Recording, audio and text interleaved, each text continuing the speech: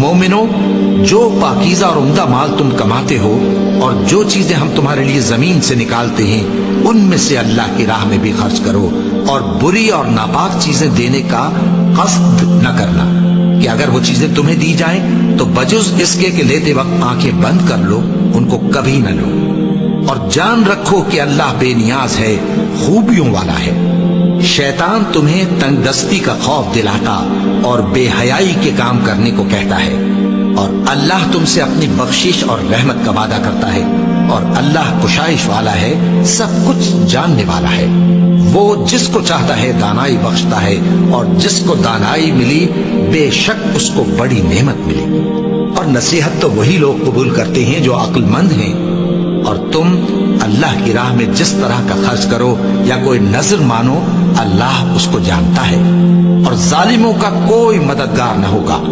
अगर तुम खैरात जाहिर करके दो तो वो भी खूब है, और अगर पोशीदा दो और दो भी जरूरतमंदों को तो ये तुम्हारे लिए बेहतर है, और इस तरह का देना तुम्हारे गुनाहों को भी दूर करेगा, और अल्लाह को तुम्हारे सब कामों की खबर है। ए नबी सल्लल्लाहु अलैहि वसल्लम, तुम इन लोगों की हिदायत के जिम्मेदार नहीं हो, बल्कि अल्लाह ही जिसको चाहता है हिदायत बख्शता है।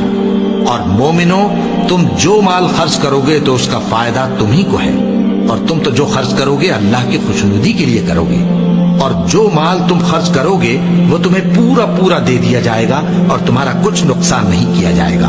और हाँ, तुम जो खर्च करोगे तो उन हाजतमंदों के लिए जो अल्लाह की राह में रुके बैठे हैं और मुल्क में किसी तरफ जाने की ताकत नहीं रखते और मांगने से आर रखते हैं, यहाँ तक कि ना मांगने की वजह से नावाकिफ शख्स उनको तवंगर ख्याल करता है। और तुम क़ियाफ़े से उनको साफ पहचान लो कि हाजतमंद हैं, और शर्म के सबब लोगों से मुंह फोड़कर और लिपट कर नहीं मांग सकते। और तुम जो माल खर्च करोगे कुछ शक नहीं कि अल्लाह उसको जानता है।